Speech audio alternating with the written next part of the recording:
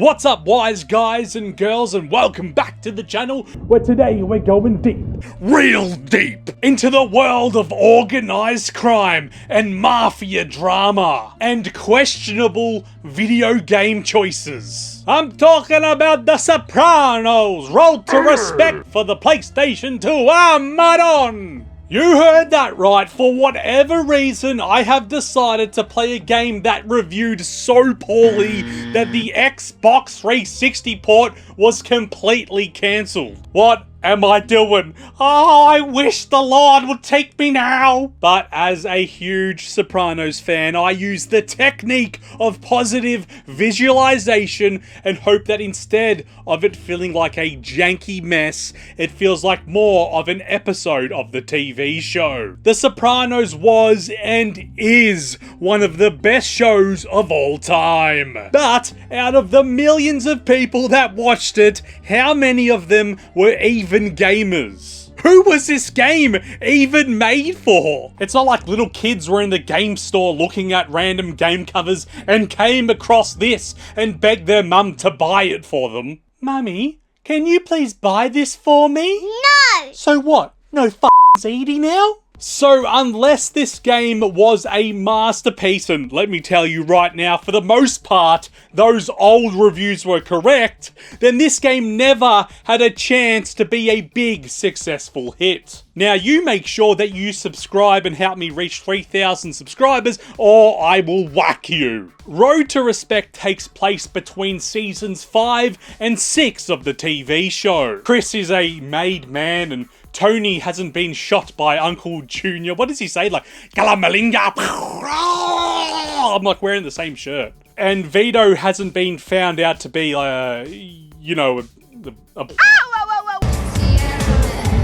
It's not a game that takes place during any of the major events of the show. There isn't like a mission where you have to go retrieve Richie April's jacket.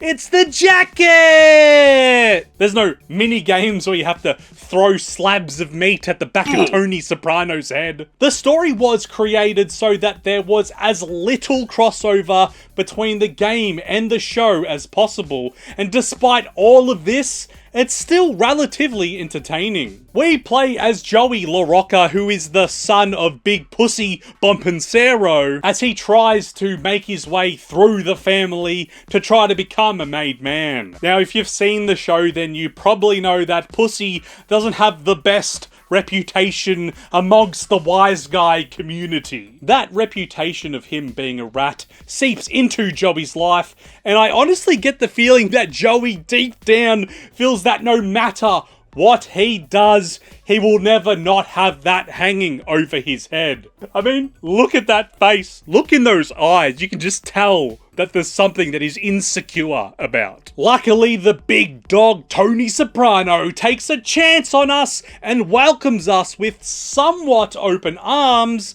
and allows us to start doing some work for Paulie Walnuts. My name is Clarence. The Paulie who has the arms that remind him of an old lady's tells us to rough up some smart-ass kid that insulted him. It's our first proper job, and it doesn't go so well. Not only do we disrespect the Bing, but Mario Buscetta, the guy whose head we slam right into a solid urinal, happens to be the son of Angelo Buscetta, who is the boss of the family in Philly. Obviously, The Sopranos is nothing more than a glorified crew, so this is a pretty big mistake. We try our very best to cover it up, but Angelo Buscetta sends a hitman after us, who we also whack during an epic rooftop chase scene. And then we live happily ever after, and nothing else happens whatsoever. Other than our girlfriend getting kidnapped and pretty bad stuff happens to her. I can't really explain, otherwise YouTube will ban me, which is probably for the best, because I suck at this. For Joey, that's the last straw.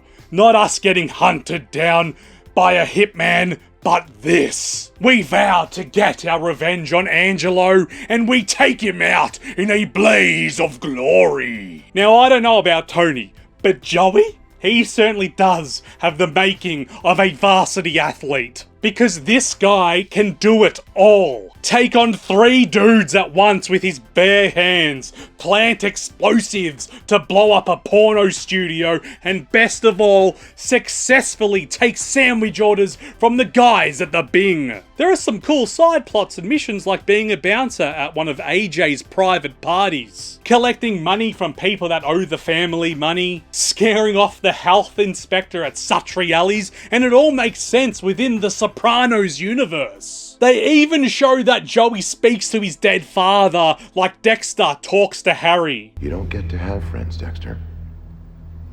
Nothing good can come out of this. It's a little silly and funny, but it fits with the theme of the show. The weird moments like when Tony gets food poisoning or when he goes into a coma and he's in that like purgatory realm. The Sopranos is a hilarious show because of how good the writing is. But The Road to Respect is funny because of how ridiculous it is at times. Oh, and talk about character designs. Oof, maron. That said, I will say that the voice acting does capture some of the tone of the show. The characters still feel like the ones we know and love, even if it's not quite perfect. And honestly, there's something fun about seeing your character interact with the likes of Tony, Christopher, and even Vito. If I take a step back and think about how this story would have gone if it was actually in the show, then Joey probably would have been whacked, let's be real. I do actually think that this plot is fairly solid though. I could easily imagine Tony being a main character and trying to work his way up the family ranks. Tony's, his soft side allowing him to do so and the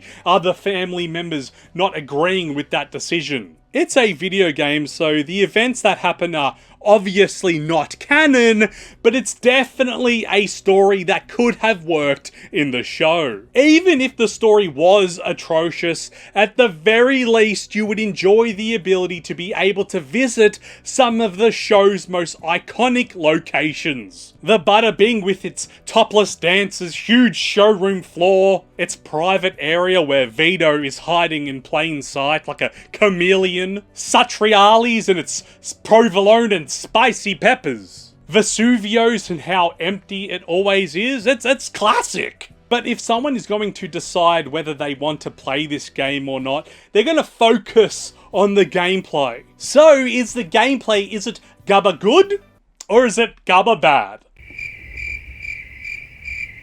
Normally when a game is from a licensed product, it really does have like a 50-50% chance of being good. So when I initially heard that there was a Sopranos game, my mind thought about the Scarface game that was released in the same year. An open world title that was fairly well received. It was like a bootleg version of a GTA game, but still very fun to play. So it is possible to make a game from a licensed product that's really good. But like I said in my previous video in Harry Potter and the Philosopher's Stone, the reason most of them end up being bad is because they have those massive time restrictions and they've got to meet the release deadline. I wish that this was an open world title, but instead you're given relatively linear levels with small areas to explore. You can kind of roam around, but there's always that feeling of go here, do this, and move on. So while you won't get the chance to cruise around New Jersey,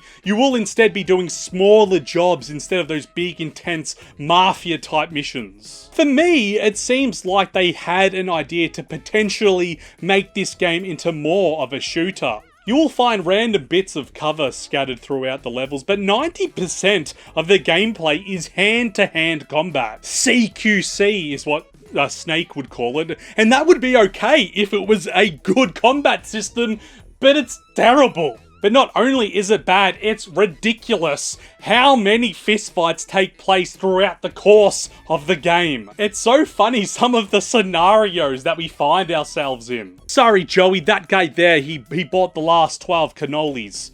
Fistfight! Joey gets in fistfights faster than Tony can eat a kilo of gabagool. But when you're playing a video game like GTA San Andreas, for example, it's It's completely unrealistic how many people we kill from mission to mission. But you can suspend belief because it is just a game at the end of the day. The developers obviously decided that they did not want to take that route with Road to Respect. Now, Tony Soprano himself only kills like a handful of people in the show. Joey killing hundreds of people before he's even made. Okay, I understand to some degree. But at least it would have made the gameplay fun. Pie oh my didn't burn alive for this.